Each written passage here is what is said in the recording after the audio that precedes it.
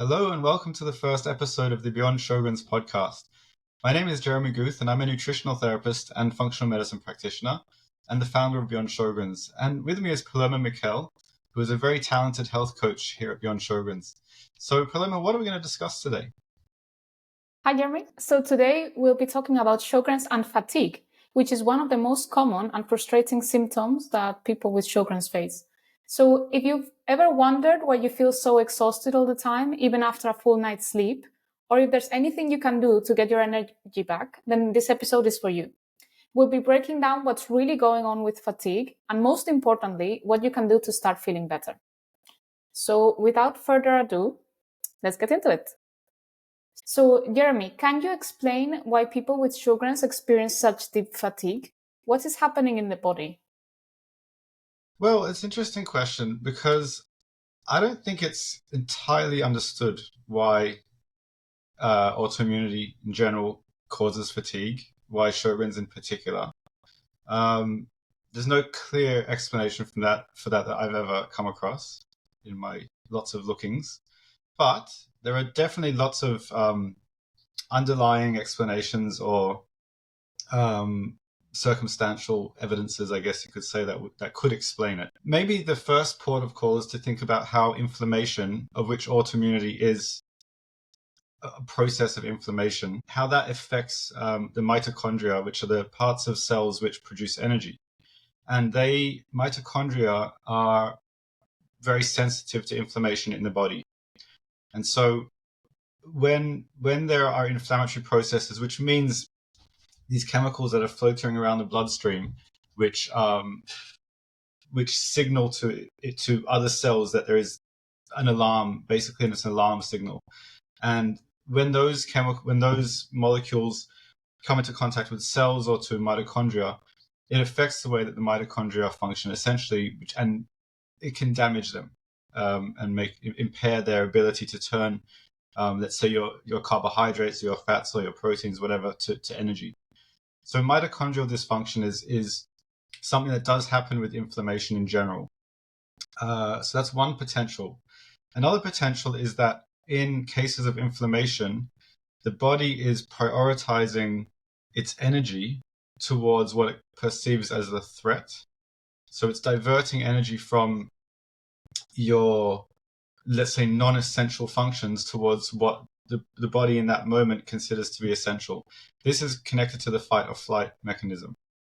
So digestion will slow down, which is why with Sjögren's or inflammatory conditions in general, but Sjögren's in particular, also because of other factors specifically related to Sjögren's.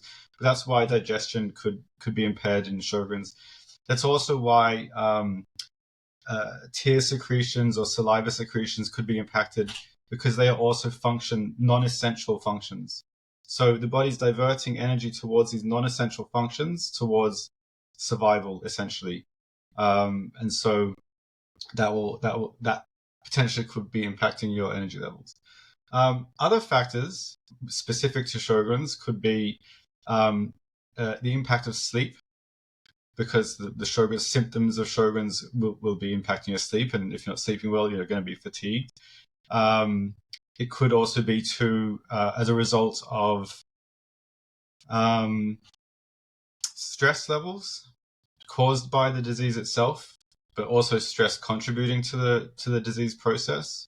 Again, that's linked to like the fight or flight mechanism, and the impact of prolonged chronic stress and elevated cortisol over a long time can lead to what it used to be called adrenal fatigue. It's not a scientific term really.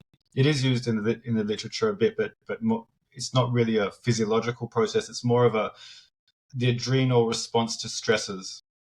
So that's also something that's very common with Sjögren's, that there will be like adrenal stress response imbalances such that you might just lack pep in your step in a way, or it could be much more severe than that, like outright burnout and chronic fatigue. So there are a number of mechanisms. I'm sure there's more, but they're kind of like the primary ones. Actually, one more that comes to mind is potentially infections. So one of the kind of known triggers of autoimmunity in general, and a very highly suspected trigger of Sjögren's is viral infections, for example, Epstein-Barr virus or cytomegalovirus. And depending on where you are, like if you actually have an active infection, which is unlikely, or if you have a kind of latent or ongoing infection that isn't being dealt with, that infection itself could be causing inflammation and therefore fatigue, much like you would be fatigued if you have a cold. Same kind of mechanism, but ongoing. Yeah, so there's actually a lot going on and a lot of things that could be affecting the fatigue. Okay, so now let's get into solutions.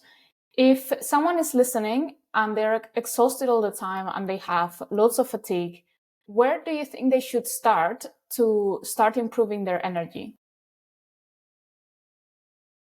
Well, that is a really, really big and diverse question, and it really depends on the individual's situation, what is actually contributing to their fatigue. So let's just talk about hydration for a second, because a lot of people aren't hydrating properly. And this, there's almost no case of someone who's not hydrating properly and will hydrate properly won't feel better in terms of their energy.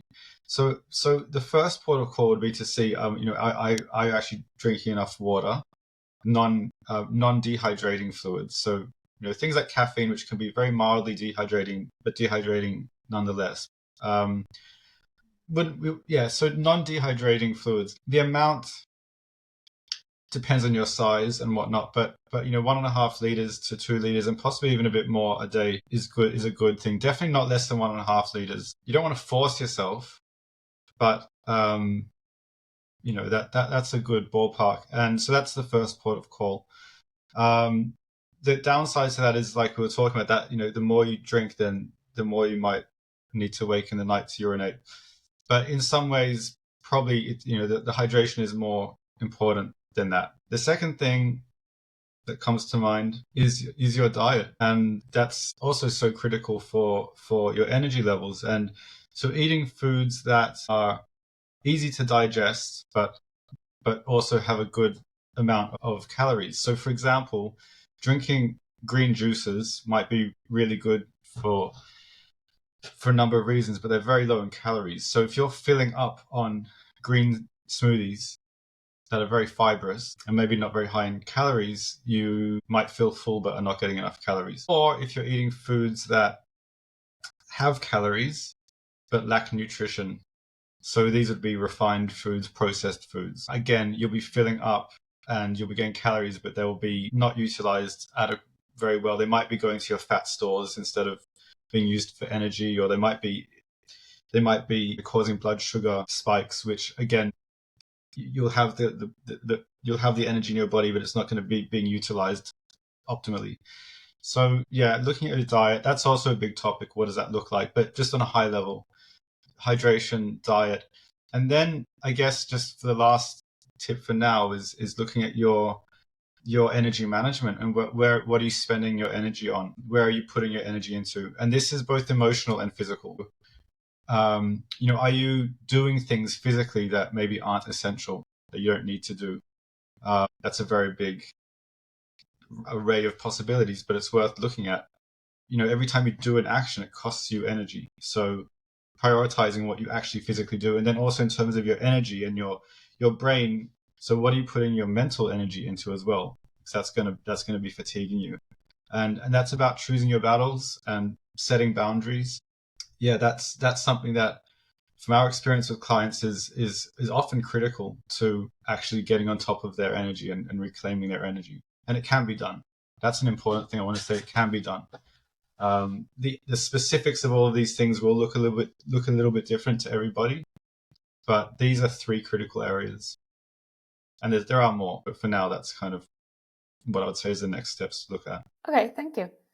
And okay, so you briefly talked about nutrition. What role does nutrition play in managing fatigue? And are there any energy sapping foods that people should avoid? Well, I'll start with the first question. What does the role that nutrition plays with fatigue? And I can't think of an element of fatigue that isn't affected by nutrition. The whole thing is nutrition beginning to end. And that's because the energy that you produce comes from the food you eat. And the way that you digest and absorb the food you eat is affected by the foods you eat and your nutrition. And the way that those nutrients and even the calories, just the carbohydrates or the fats or whatever aspect we're talking about, the way that they're utilized and metabolized is actually affected by the other nutrients that have come along with that. And this is why, and this would lead on to your second question. And it goes back to the mitochondria in many ways as well. The mitochondria needs nutrients to function. It needs, for example, magnesium to function. It needs B vitamins to function. It needs calcium, iron, lots of nutrients, minerals, and vitamins. So nutrition is foundational, fundamental, and essential. And then in terms of foods to stay away from, it's exactly as I've just described. Foods that come with energy in a way that, like I mentioned before, that wouldn't be spiking your blood sugar. Because if blood sugar is spiked and insulin is released, then that affects the whole cascade of energy production. It would shift towards storing the energy instead of utilizing it. That's why you put on weight, for example. It's basically energy storage instead of energy utilization. So we don't want to eat foods that would spike blood sugar. So that really the main thing to think about there is refined carbohydrates is the primary thing. So, that would mean any processed grains, things like, instead of eating white rice, eat brown rice. Instead of eating, other grains, we have other issues with other grains. So, but without going into too much specifics, just sticking to whole foods. That's like a really, really key thing, because the whole foods has both the energy in terms of the starch and the carbohydrate in a slow release format, so to speak. And it also has the nutrients, also has the vitamins and minerals needed to metabolize that energy in a nice, stable, and functional way. So in a kind of standard general situation, disregarding particular intolerances that anyone might have to a particular food, which could cause inflammation in a non-direct way, or in a different way. Sticking to whole foods, and in particular whole grains, as opposed to refined grains. And that would also mean table sugar and any other kind of refined carbohydrate. That's not to say that processed fats and processed proteins aren't also bad. They are, but from the energy perspective, directly, it's the whole grains that would probably have the biggest impact. Okay, thank you. So you also mentioned coffee, and some people, a lot of people, turn to coffee or energy drinks or caffeinated teas to push through fatigue. What's your take on that? My take on that is that caffeine itself is not bad. It very much depends on the person and their body's response to the caffeine, for a start. There's a very wide range of physiological responses to caffeine. Some people will get a lot of stimulation from a small amount, such that it could, cause, potentially be impacting adrenal issues and impacting their sleep, etc., and other things. But at the same time, most people can tolerate a certain amount of caffeine, and it's not necessarily bad either. And caffeine comes in coffee, and it comes in green tea, and it comes in black tea. And all of those foods are very high in antioxidants, and they're all linked to many positive health outcomes. Coffee is not linked to poor health outcomes. Actually, there was a study done, I don't know when, in the 90s, I think, and it showed that women who drank coffee had a higher life expectancy, basically, ruling out other confounding factors. And that's not the only study. There are many studies that show that coffee is overall actually beneficial. Now, that's in general. I'm not talking, and you're not, a general. When we're talking about an individual, whether it's right for them or not would depend on how it's affecting them. So if their sleep is impacted in any way, then they shouldn't drink caffeine, full stop. If they have any other agitation or irritation from drinking coffee, if it stresses them out of it, then they shouldn't drink it. And I think that's really what it comes down to, knowing how it affects you. And you asked about using caffeine to push through. That's the other thing. If you're relying on it, then that's also potentially creating a bit more of a problem, because the more that you rely on it, the more you might be kind of amplifying the underlying issue. So if the underlying issue, let's say, is you have adrenal issues, and you're trying to overcome that with a stimulant, you're going to maybe making the adrenal issues worse. So you spoke about using coffee or caffeine as a stimulant to get through the day. If that's what you're doing, then you could be making the problem worse, because the underlying issue of why you need the stimulant is going to be not only masked, but it could be being made worse by using the stimulant. So if it's a case of adrenal issues, for example, you could be making your adrenal dysfunction worse by pushing through it with caffeine. So there are much better ways to address that. And probably one of the best ways to address it is, like I said before, looking at your energy, what you're putting your energy into, and what are your stresses, and looking at addressing your stresses. That's a big topic, but that's what you need to do. Okay, thank you. And you mentioned briefly stress. And we know that stress management is important, but how exactly does stress drain energy? And are there some easy ways to manage it? Well, again, it comes back to the adrenals. The adrenal gland responds to stress signals from the brain. And in a kind of optimal functional perspective, you would encounter stress as you do in life, and your brain would send a signal to the adrenal gland to produce cortisol or adrenaline, depending on what's going on. And those hormones would give you their stimulants. They would give you the stimulation that you need to deal with that stressor. But if your brain is constantly sending a signal to your adrenals that we're in a stressful situation, and your adrenal is like pumping out cortisol or adrenaline. Cortisol is a bit more of a long-term thing. Adrenaline's a more like a quick shot, but the cortisol would come afterwards as a more of a long-term stimulation that facilitates the fight or flight mechanism, essentially. So as the adrenal is getting this constant signal from the brain to make cortisol, we're in a stressful situation, then the adrenal gland over time will become dysfunctional. It might even stop putting out cortisol because it's basically going to put its fingers in its ears. This happens with all hormones in the body. Basically, it's part of the way that the body regulates itself through its homeostatic mechanisms. That if a certain hormone is used a lot, then the receptors of that hormone will stop listening to it. It's the same with diabetes and insulin, for example, why people become insulin resistant, if you've heard of that term. But we can become resistant to our own hormones. And so in the case of energy and the adrenals, our tissues might stop responding to the cortisol. So for example, the brain, if there's a lot of cortisol in the blood and it's coming through the brain might also stop being receptive to the level of cortisol, and so keep asking for it even though there's enough. And then the adrenal is putting out loads of cortisol, but it's not being used, and then everyone's just getting confused. All the organs are getting confused, and the cortisol itself is having over time could be starting to have bad effects on digestion, which would then be impacting your intake of nutrients. And again, there'd be a negative cycle that would impact many body systems way beyond the adrenal, but it might have started with that. So does that answer your question? So basically, what would happen over time, and what would be called adrenal fatigue, which is not like a technical term, but adrenal dysfunction would be more appropriate, is that over time, as the adrenal gland is being asked to produce cortisol, it will actually reduce its output over time to the point where it doesn't respond to the brain signals anymore. It's put its fingers in its ears, and if you're not producing cortisol, it's like you're running on empty. Cortisol is important as a kind of an own internal stimulant in a way. So that's how you could end up in a case of kind of chronic ongoing fatigue. Okay. And we've had cases where we've done the adrenal function tests with clients, and some had really high cortisol and the others had really low cortisol.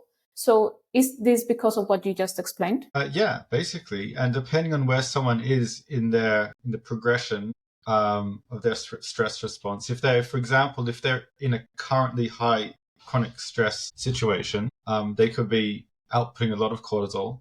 So if we do that test while they're in that stage, we would see high cortisol. If that continued for however long, a few months or however long it needs to be for that person, If we tested them again, they might be now in a depletion state where the chronic stress is still there, but it's not leading to elevated cortisol. It's bottoming out. So yeah, both of them, and depending on what their pattern looks like, could impact in various ways how best to go about addressing it. So two states of adrenal dysfunction leading to the same symptom could be addressed in slightly different ways. Some similar ways, but also some different ways. And there are different, for example, different nutrients, different supplements, different herbal medicines that might be more appropriate to one state than the other. So it's kind of important to know where you are. Some approaches can make it worse. For example, taking certain things could make an overactive adrenal gland worse. Yeah, it's more of a problem on that side than if someone's kind of depleted. It's important to know if there is an adrenal aspect. It's important to know what specifically it looks like. Okay, thank you. So, to wrap up, can you highlight the main actions or tips that we have given today in order to help our listeners improve their fatigue?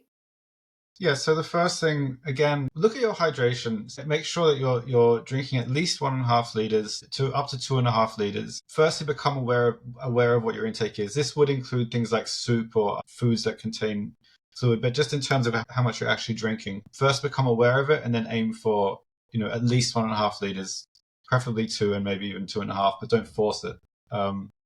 Secondly, reducing or eliminating processed foods. So, and in particular, we spoke about processed grains. So eating whole grains, regardless of what it is. For example, brown rice instead of white rice, etc. And the third thing we said was about looking at what you're expending your energy on, and if there are ways to prioritize what you're spending your energy on, and that's both your physical energy and also your mental energy. Start to take track of it however you want to. You could journal, that's one, or just looking at what you're doing, becoming aware of it, and seeing where you can kind of save your energy, prioritize it. Great, thank you. So if someone wanted to learn more about energy management with Sjögren's, where would you send them? What would you recommend? Well, we have an article in our blog about energy management. We'll put the link in the description for this video. And so there's a lot of tips in there. Some of them we've covered here, maybe in a bit more detail there. There's also a downloadable PDF we have on that via that article. It's a boundary setting guide, which a lot of people have found useful. We've got good feedback about that. And then kind of a bigger next step, if you're ready for more in-depth guidance, is we do have our new course, Healing with Sjögren's Naturally, which deals with energy management, stress management, diet, supplementation, really all of the factors that are required to moving forward with your symptoms, including energy and fatigue, which is really a symptom that affects the vast majority of people with Sjögren's and is often the number one complaint or symptom that people struggle with the most. So you can read more about that course. I think there's also there'll be a link in the description to this video, and I think there's also a link in that article as well. So a few things you can look at there, all with practical guidance on things that have really helped a lot of other people in your situation. So that's what I'd recommend you do. Yeah. Okay. Well, thank you very much. That was great. That was very insightful. We'll leave all the links in the description for this podcast or video, however you will be watching it. And yeah. And we are always available if you want to send us a message through Instagram or through our website as well. So yeah, thank you very much. Thank you for listening.